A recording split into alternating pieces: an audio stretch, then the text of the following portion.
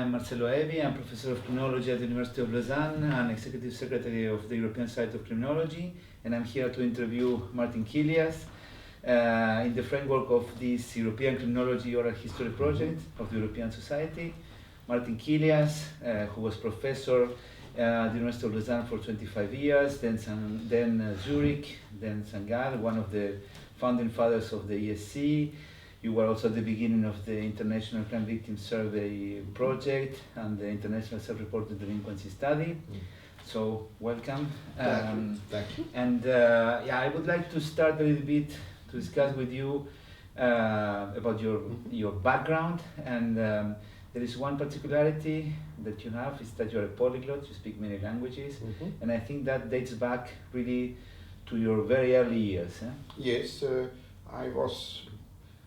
I'm a monolingual basically. I'm not a bilingual in the sense that I did grow up with two languages. That's not the case. We spoke simply Swiss German at home, but both my parents had a strong contact with French-speaking Switzerland, so I was exposed to the French language since my early childhood, and also with Italian. I had the luck to have parents who had both contacts with Italy. My dad was at the time very part-time, of course, but he was still president of a company in Milan. So sometimes we were down there or in the area. And then through my family links, I had a connection with Romansh, the small language in the east of Switzerland and northeast of Italy. I became actually a little bit of that link for all my life, a strong defender of small languages. I think they are part of a very important cultural heritage of Europe. And but anyhow, that opened a little bit my mind. I came late to English because in my educational track that I followed, a German-style gymnasium, classical type of high school, so to speak, we had Latin and we had Greek and very, very little English. So after my high school diploma at age 19, that's the usual age at that time, went to England for a few months to learn English. That's actually how I came to that language. Okay. And then after your high school studies, you entered university. You made 2 university degrees. Yeah, it could be a long story. Sorry, I'm making it very, very short. During all my high school years, it was absolutely clear to me that I would go to history. And when then the decision was to be made, I became reluctant because I realized that I never would have the profile to become a professor. So I was perhaps excessively pessimistic in that regard. And on the other hand, the alternatives to an academic career in history would be teaching at a high school or eventually journalism, and both perspectives I think were not that appealing to me. So during my studies in law, which I took because I always wanted to have some practical impact, I'm a person who likes changing things and influencing things. So my first interest was specializing in the areas of law that deal with the preservation of buildings. We will then perhaps later on come to an end, to close the bracket, so to speak, because the irony is that's exactly what I'm in now, because I'm now the chairperson of the Swiss Society for the Preservation of Historic Buildings. But that was at the time actually my plan, and then for also a number of coincidences, a vacation in an assistant position for criminal law, I switched into that line. Once in criminal law, specializing there, I rapidly realized that criminology is very interesting. So I went into that, and I realized there that a strong background in social sciences is absolutely necessary. So after having been involved in criminology for some time, I started again as a freshman at the university, but that time in sociology and social psychology. That lasted again 4.5 years, which is long, but had the advantage that I also had to deal with many aspects of social sciences that are not connected to crime and justice. But how did you arrive to criminology then? Well, within criminal law, I got that specialization, that interest for that specialization. But then came in 1973, suddenly, I got the phone call from an American professor who came to Switzerland and was interested in hiring 2 people for doing the job of an assistant during his research in Switzerland. This was Marcelo. He was a most stimulating, extremely friendly, active person. I met him the first time in Zurich railway station. As a matter of fact, people who know me personally, they would say, well, that started early enough, because already for the first meeting I came 10 minutes late. So, but then still he hired me, and so I was involved with him in 1 year of intensive cooperation. He brought me a lot of new insights. I think for me always an interesting experience looking back, because Marcelo raised questions I never heard asked about Switzerland. For instance, he came up with the idea that the comparatively high integration of Swiss teenagers in Swiss society might be related to the special educational system that we have, in a sense that, about 10%, or at that time less than 10%, today perhaps 20% per age cohort go later to a university. But the 80% who do not, they start after age 16, they leave high school with a correct degree, a high school diploma, junior high school diploma, and they start then what we call an apprenticeship, which means 2 full days of school and 3 days of work in a job. I have, for instance, right now, a son, it's a son of my second wife, who is making apprenticeship at a Swiss railway company. So 2 days of school with languages and other skills, and 3 days working on the railway. This is extremely helpful perhaps for promoting integration, because young people that way are confronted with superiors, but also colleagues of all age groups. It can be anything from age 18 to 65. They are confronted with the reality of what the labor market is. Maybe that is also one of the main reasons why unemployment among young people in Switzerland is as low as nowhere else in Western Europe. That would not be true for other age groups, but for juveniles, Switzerland definitely has the lowest unemployment rate. And perhaps related to that, it has also to do probably with relatively modest rates in juvenile delinquency. Anyhow, that was the idea of Marcelo. Just wanting to finish, so it's a low percentage of Swiss young people go to university, and this also is positive for the unemployment. For the unemployment, and by the way, perhaps also for the universities. Americans, when they introduce themselves, they say the name, the first name, and then they would say, I'm an archaeologist, I'm an architect, I'm whatever, from that and that university. That's not what we would do in Europe in general, and certainly not in Switzerland. And I think one reason of that is that the university system is fairly small. which means that there is not much room for differentiation along quality lines. You simply do not get the very bad students.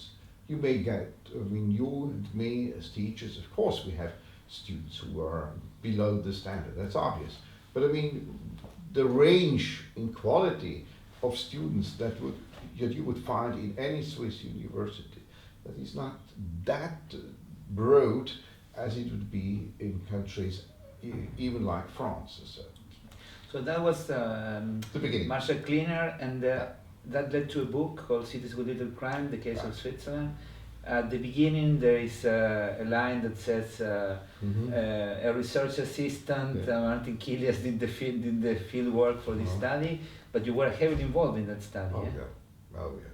That was a real full-time job, 1 year, during 1 year, and occasionally I learned also a lot of drafty English at that time, because I had to translate everything for Marcel Kleiner. So it was an excellent training for the language also, and in research techniques. Marcel Kleiner was also very innovative with the use of research techniques. He did, for instance, at the time, the first victim surveys ever realized outside the United States. You should imagine that. That was in Zurich, a relatively modest survey. It's not sensational, but still, it was the first time ever anybody used this technique outside of Europe, outside of the United States. And it was door to door? The survey?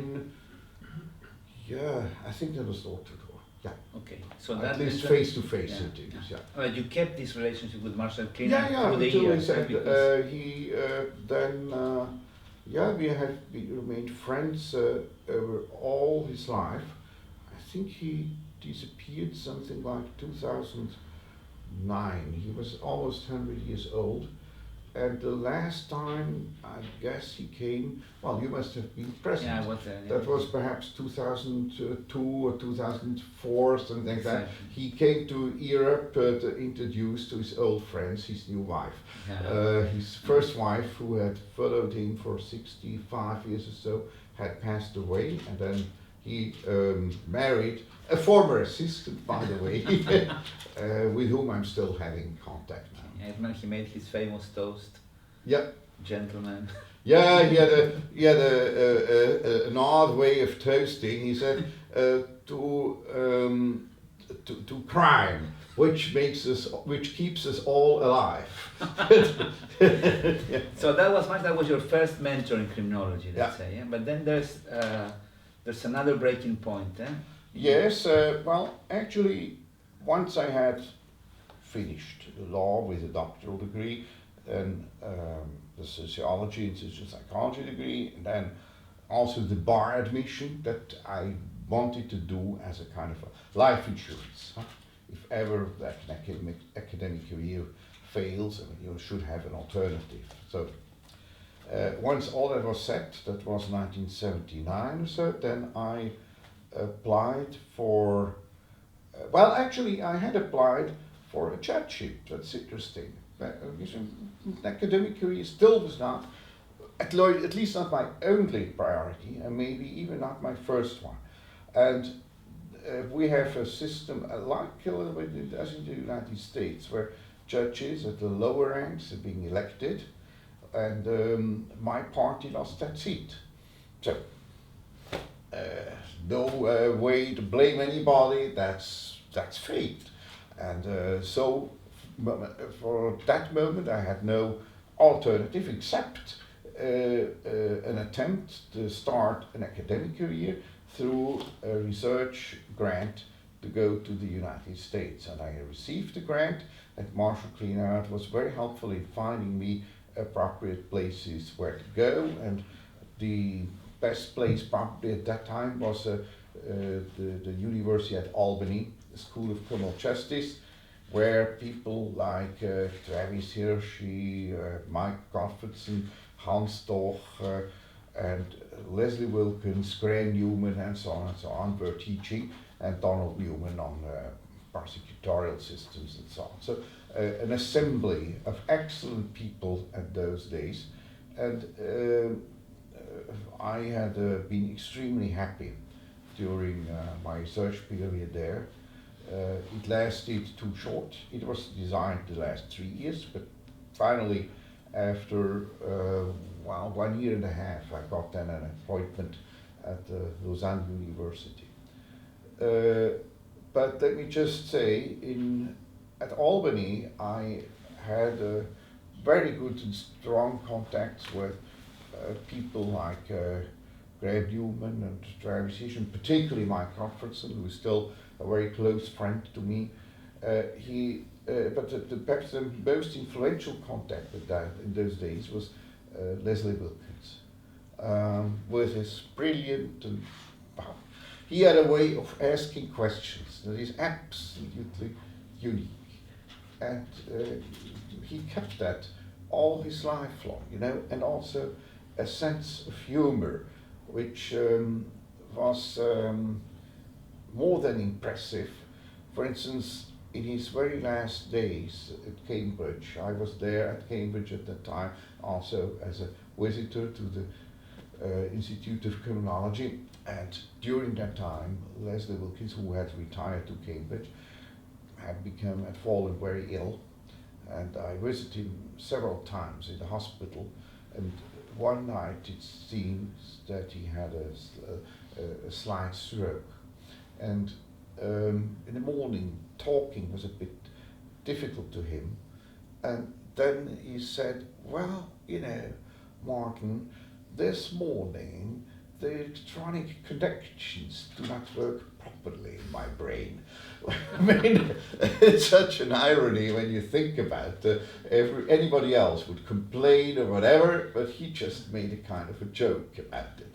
So Leslie's way of analyzing things simply, and for instance reinventing, he was really the inventor of the situational approach. I mean, we know that Ron Clark got the Stockholm Prize for that, and Marcus Felsen also would be considered as one of the inventors of a situational perspective. But basically, the man who brought the situation back into the picture of criminology was Leslie Wilkins.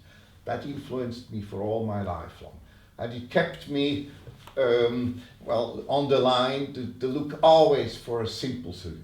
You know, even now when I'm struggling to preserve old buildings, sometimes architects, they can be awfully complicated, and sometimes thinking of Wilkins, I try to bring it down to something very, very simple, and that approach of Leslie was extremely helpful to me. Because I have always known you as a criminologist with an orientation towards the situational approach. But before that, which was your approach to criminology? It was simply treatment, and it still is. And I mean, that's still largely the official policy. Imagine, any issue, domestic violence, we should treat violent husbands. Awful murder cases, well, we should have better techniques to treat these offenders, and so on and so on. But the idea of looking for ways to make situations less dangerous, less dramatic, that is not so much on top of the agenda. People prefer treating people because when you treat people, you can have the moral you can require respect because you try to improve people's morality. That you cannot when you just remove some toxics or some weapons or make anything else to make a situation a bit less dangerous. Okay, so then you got the appointment in Lausanne. Once you told me how you sent the letter to Lausanne, and I think it was interesting. Yeah, well, you know, my decision was, my inclination at that time was to remain in the United States, somehow. And then my parents, my mum-in-law, precisely, she had regularly sent us a little envelope, a large envelope containing many small envelopes with all the mail that had arrived, including sometimes a few newspapers. So this parcel had arrived on a Saturday morning. When I got it in the mail, I saw in the Swiss Lawyers' Journal an announcement that Lausanne University is looking for a new professor of criminology, half-time, 50% appointment, an associate professorship, and applications would be welcome up to a certain date, and that certain date was Monday next. So that was Saturday morning. And then my wife and I, we had late breakfast on Saturday, and we felt, it's French speaking, I'm a German speaker, it's not that easy. So somehow I made a decision Saturday afternoon. I grasped my school French, and with the help of a dictionary, I drafted a curriculum vitae and a letter of application, all the documents that you have to do. You must imagine in those days there was no fax, no mail connections. Telephone costed approximately $50 per minute. And further to that, I had no connection whatsoever with Lausanne. So I could not find out what that is and whether and so on and so on and so on. So I decided to draft these letters, and on Sunday morning it was done. And then I had gotten connections and information before how to post that letter in time. I went to the library, a student was there, Donna Bishop, who still is, I think, in the probation service now around Albany. Donna Bishop was there, so I asked her, look, this morning I need your help. Can you bring me out to the airport? At the airport, we could, with my little parcel, kind of big envelope, we could march through all the, there was no security in those days, but through all the stopping lines, so to speak, and I could hand over the envelope directly to the flight attendant on the chair of on the stairs leading to the aircraft. It was a little aircraft, anyhow, from Albany flying to, I think, to Boston, and then in Boston it was given over to the flight attendant of a Swiss Air flight that went to Geneva the same day, and so the letter was there on Monday late afternoon. And you must know that the people in Lausanne, they were very strict about respecting deadlines, so they were impressed that it worked. And then I was invited a few weeks later to give a presentation at Lausanne, in French, of course. And I talked about incarceration rates, where the American incarceration already in those days, 1980, 1981, was beyond anything that was known in the Western world, except, the Soviet Union was not the Western world, of course. So anyhow, that talk apparently pleased a lot the committee and the faculty. And then finally, against all predictions, I was appointed professor, and in a meeting with the committee, I heard that that expectation would be that I would stay for at least one nomination period. That was, I think, 4 or 6 years in those days. And they said, yeah, of course, there's no problem with that. Finally, I stayed for 25 years. Because you were planning that, with Mike Gottfredson, that's interesting. With Mike Gottfredson, I had several times good discussions. We continue seeing each other every second year at least. And once he said, well, Warren, actually, it wasn't, what do you think? Wasn't it a pity that you returned to Switzerland and Europe? I mean, in America, you would have perhaps become a major criminologist. And I said, okay, nice to hear that. But beyond the question whether that would have happened, you should realize that within Europe, I could move a lot of things ahead. And when I look at the impact of American criminologists, my guess is that it is rather limited. They make a prudent diplomatic statement. I mean, in Europe and particularly in Switzerland, I think I can say, I had a lot of influence during all these years. That would I have missed. And language skills, well, in America, people would still wonder about my accent, but whatever languages I know beyond that, that would be of a very, very limited use. Occasionally, if in an international project, people were eager to get also French or Italian or whatever literature, then they would perhaps say, Martin, we would need you, please could you help us, and so on. But beyond these very, very rare occasions, I think nobody would care about that. So what was a major asset in my career would be probably lost in America. So you go to Lausanne and quite soon you start working with victimization surveys, Yeah. eh? Yeah, because I wanted to have a sound research agenda. And returning from America, I thought we should have 3-4 things that they have in America and that we badly lack in Europe. One is international victimization surveys. Victimization surveys in general. I mean, the surveys were at that time a very base. It was really the channel through which American criminology had heavily developed during the 1970s. Michael Hindelang, I forgot mentioning him, in Albany, had been one of the fathers of the National Crime Survey in the United States. That was one topic. The next research priority would have been juvenile delinquency surveys, these self-report surveys, and both instruments would be fit to be applied on a comparative international level, as Marshall Kleiner had showed me in 1973, comparing with Swiss victimization data the situation in Switzerland with America. So the same could be done more systematically on a broader European scale.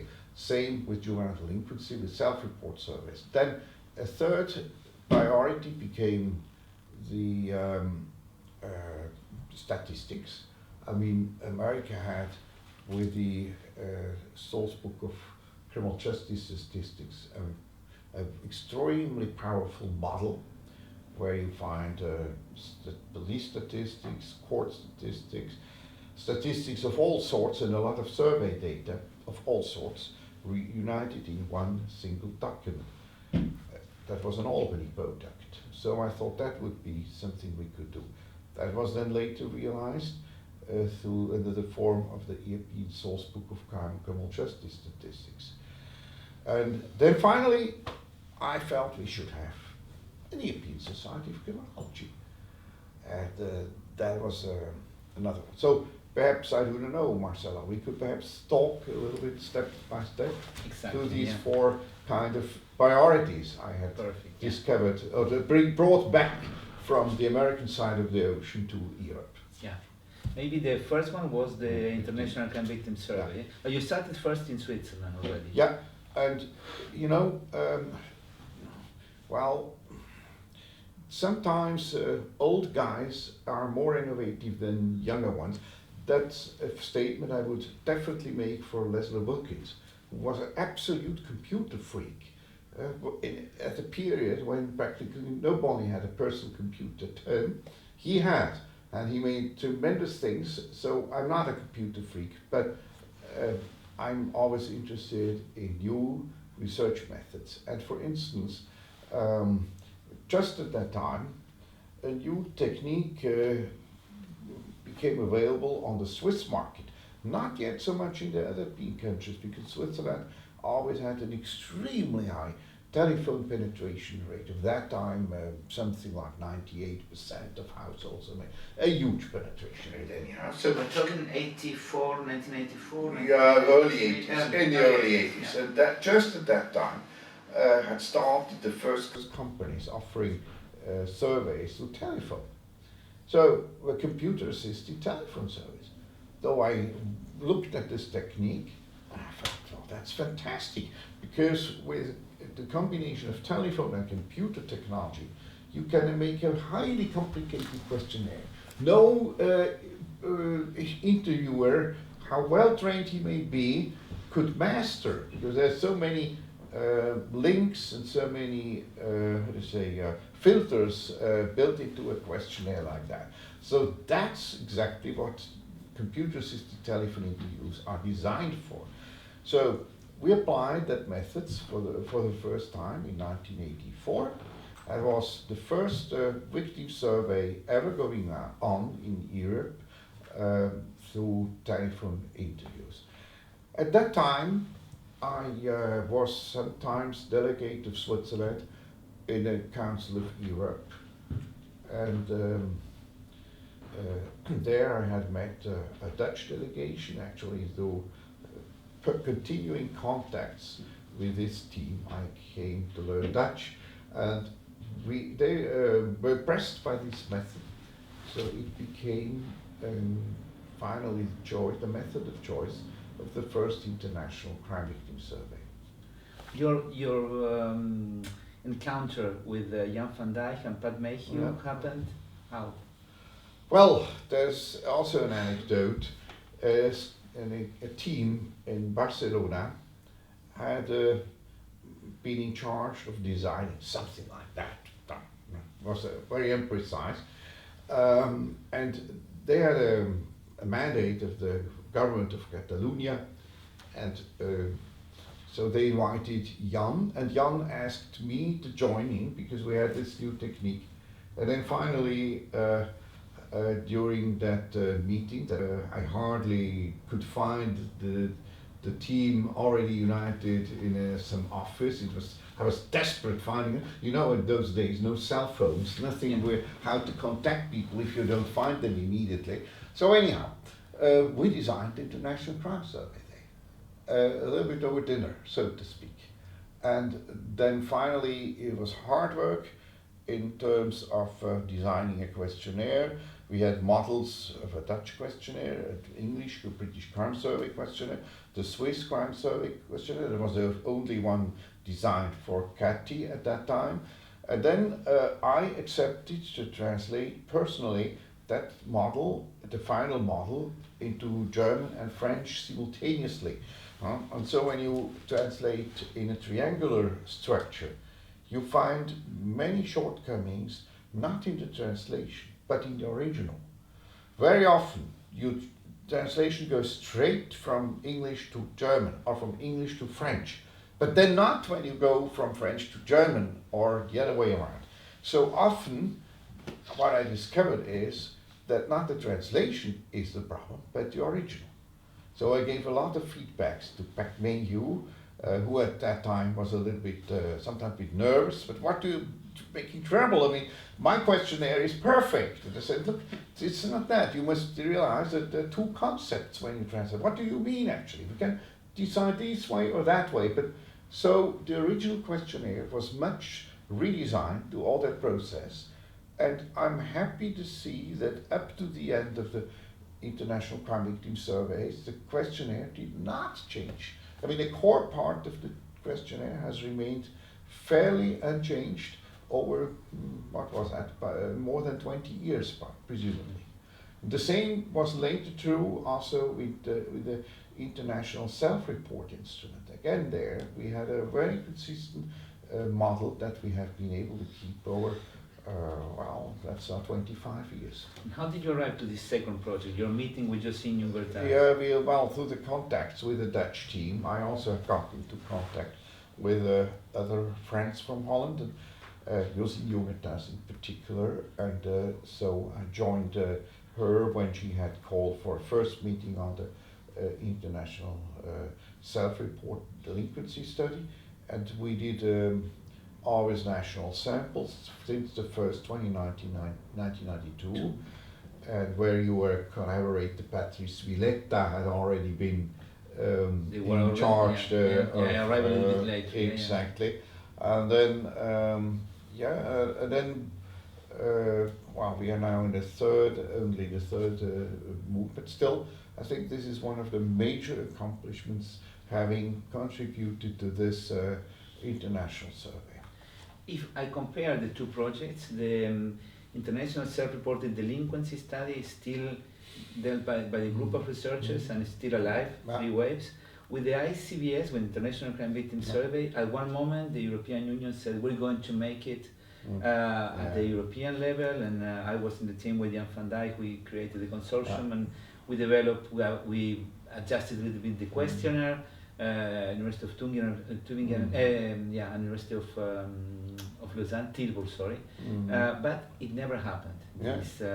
What's typical, and that is also in our country, in Switzerland, once anything moves to the bureaucracy, it's the start of the end, the beginning of the end. So my conclusion out of that is, if we do want to have creative research, we must keep it academic. That does not mean without practical implication, that's another story, but it should be out of control of politicians. I give you an example. When we designed the International Survey on Violence Against Women, it was another project that grew out a little bit of the victim surveys involvement. I was there with 2 other researchers and about 25 practitioners. Actually, many of them were bureaucrats. And it was very interesting how they wanted to develop that questionnaire. The questionnaire in the end of the day became extremely large regarding the measurement of all sorts of violence and harassment and so on women had been victim of. On the other hand, once they realized, well, we should shorten a little bit the questionnaire, it's becoming too long, what did they cut out? The independent variables. So in the end, you have a lot of measurements of dependent variables, but you have nothing collected that could help to explain what you will find. So this is very typical. Or another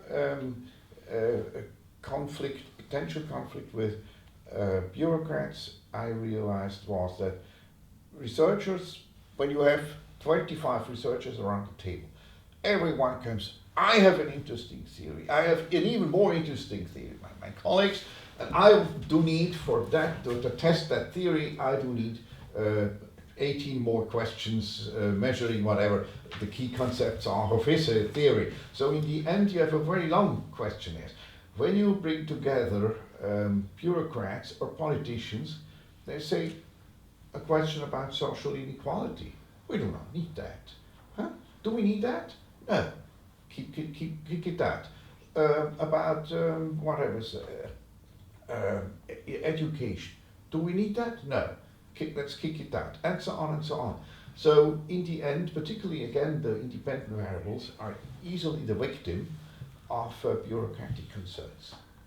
Yeah, and running against the time. We have to finish the meeting, so we... Certainly.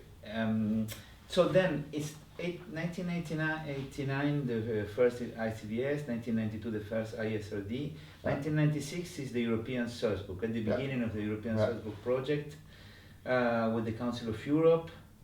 That was your third project. And then 1999, at that time I was finishing my PhD under your supervision, and you had this tendency when you had a new idea to discuss it a little bit with the research team. I thought it was one way for you to put things clearly.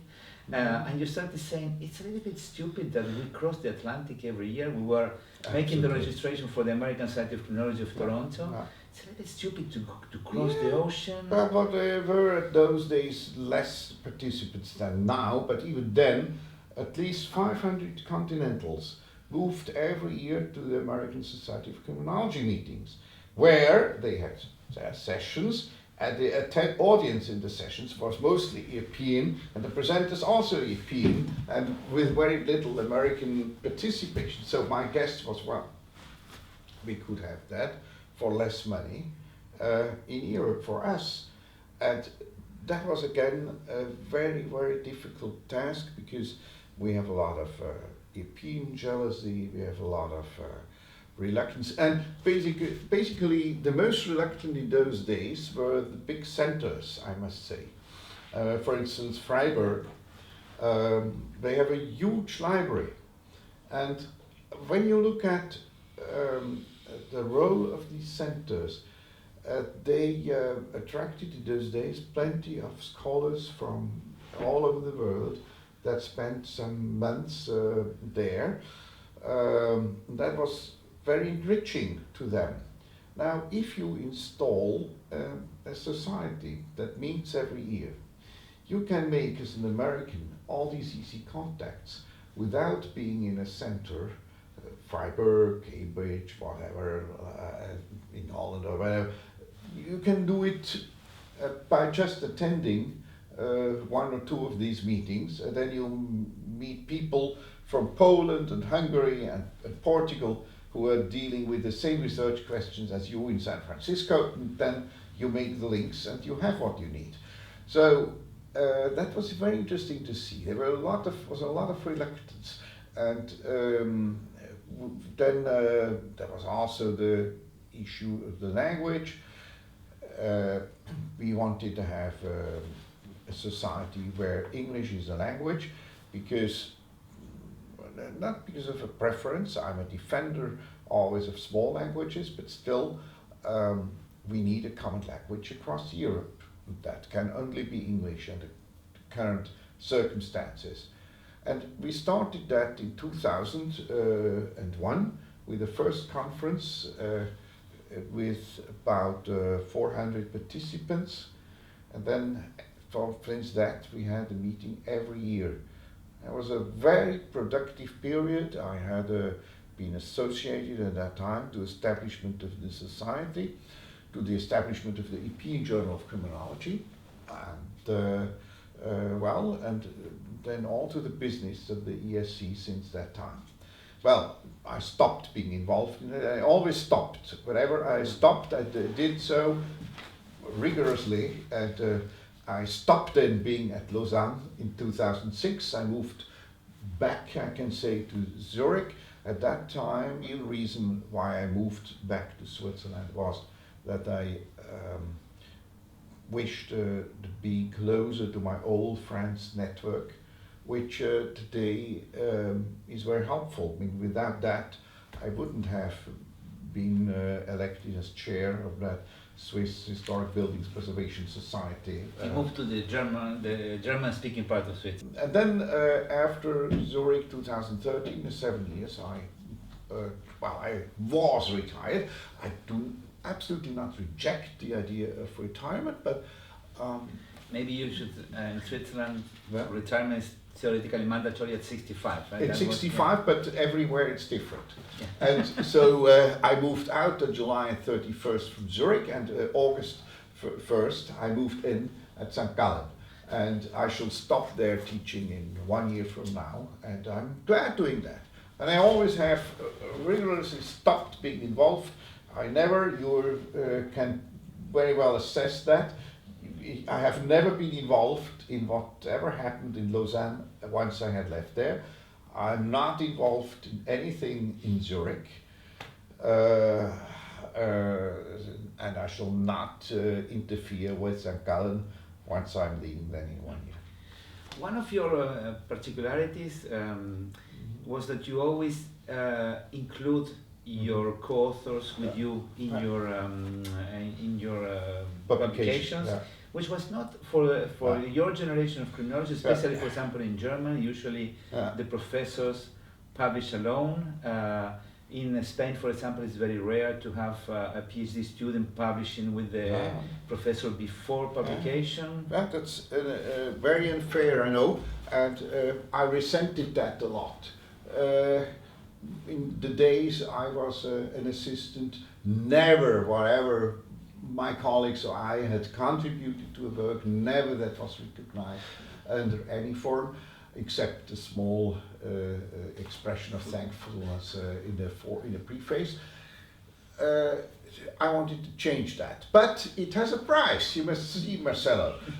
One of my old mentors at Zurich University once mentioned, actually, over the last 10 years, when I look at your CV, you haven't done just anything. Everything is done by your co-authors.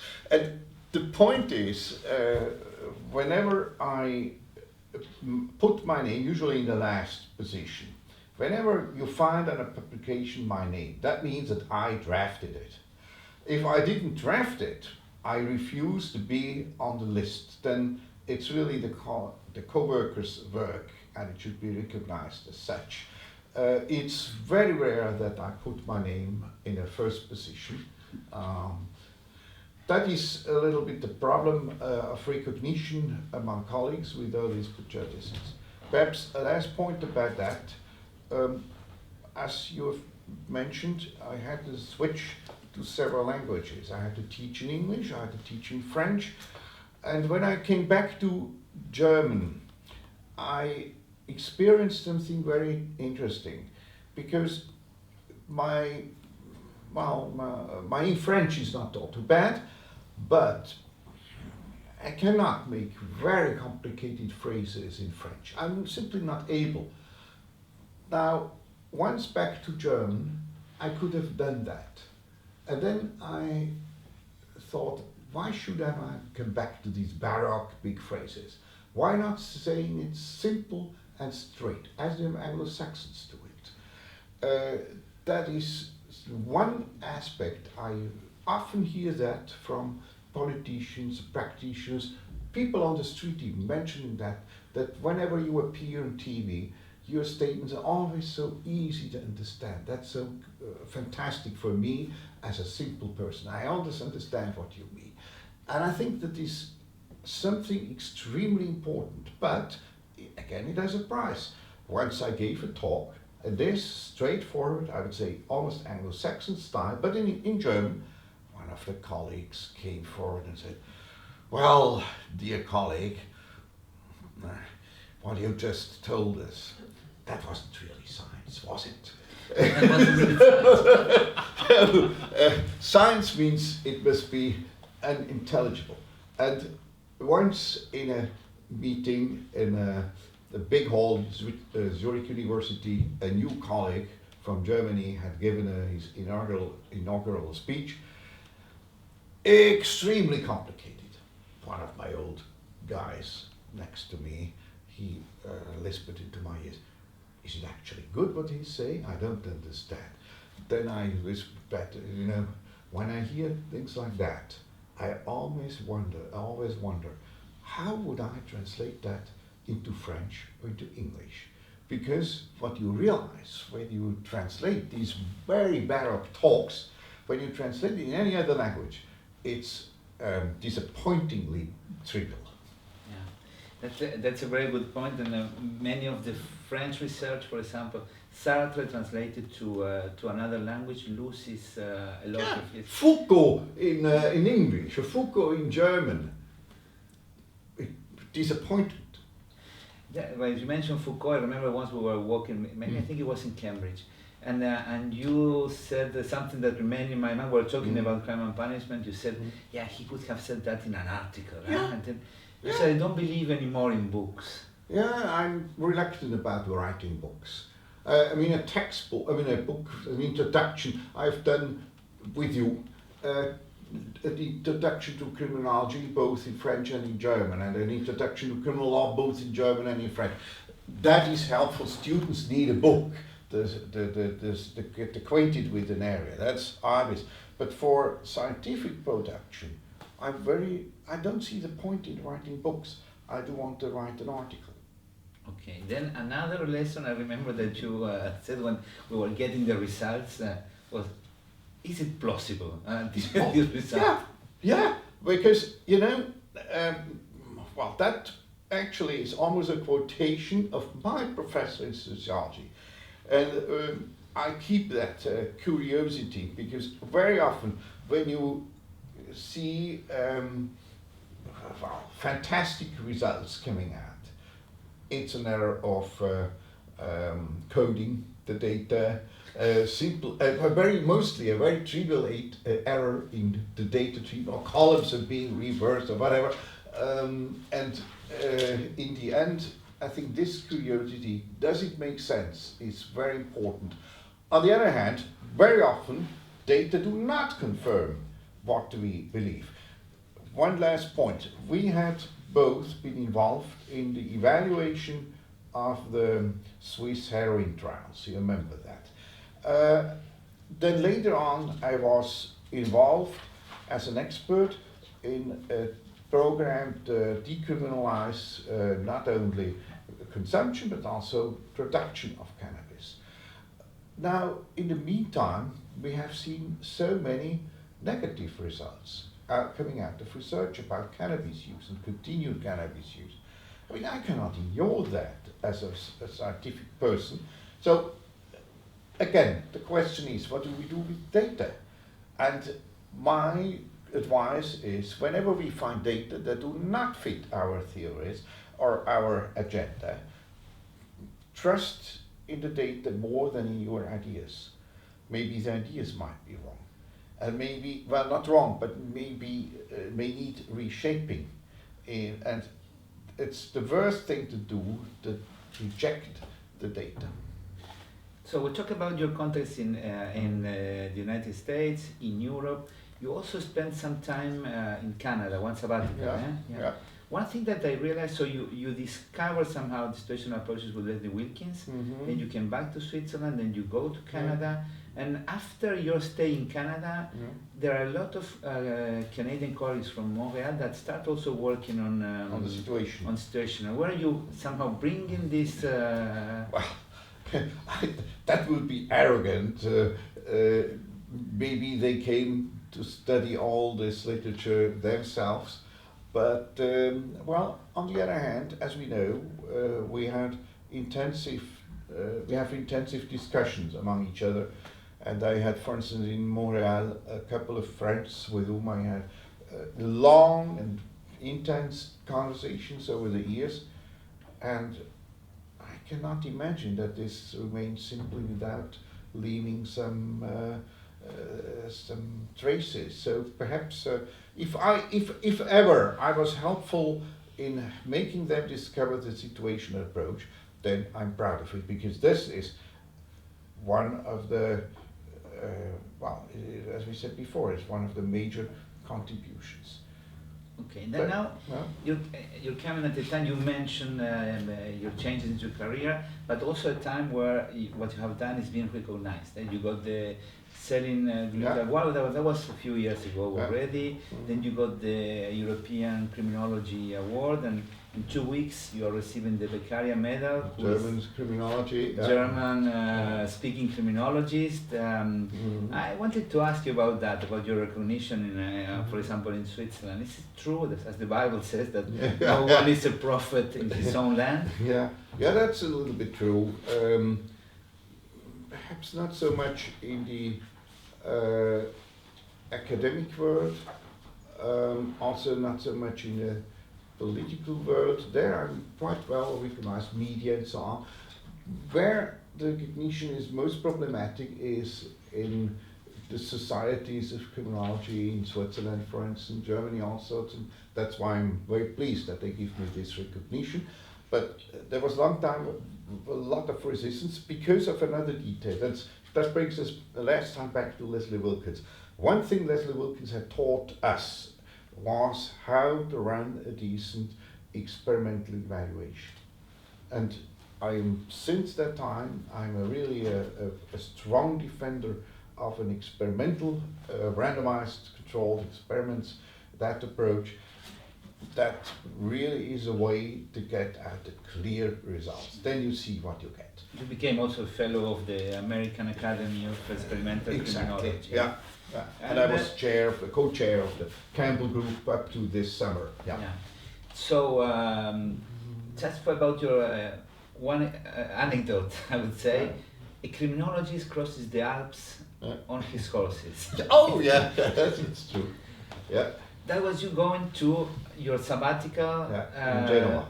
In Genoa, You were also always interested in this, in the wildlife and. Absolutely. Well, my current new job on the preservation of historic buildings is a little bit part of that. It's because I always have been an environmentalist, so to speak. I have not been a member of the Green Party, no, but I mean, I have some sympathy with that cause. Another thing is you must have an activity, by preference a physical sports activity that keeps you mentally and physically in good shape. And I had the luck to fell in love with horses as a young man, the early 20s, and I'm still having a horse that I'm still riding about 4 or 5 times per week.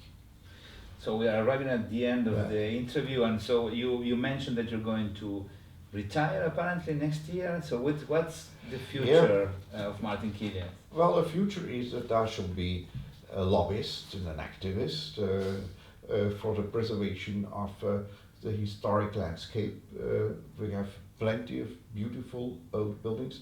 I've just this week, the day before leaving, we got the court decision from a Swiss court forbidding the destruction of 2 old buildings. One of them was built in 1293, imagine, and about 70% of the substance of the building is still dating back to 1293, and the local government wanted to destroy that for development, whatever, and that is stopped. So that is an important job. In other countries there are other structures. In Switzerland this fight is a little bit left to a kind of a grassroots movement, and I'm glad having here another activity where, well, the experience of an elderly gentleman can be helpful. Martin Killias, thank you very much. Thank you for that. nice question. Thank you. Thank you.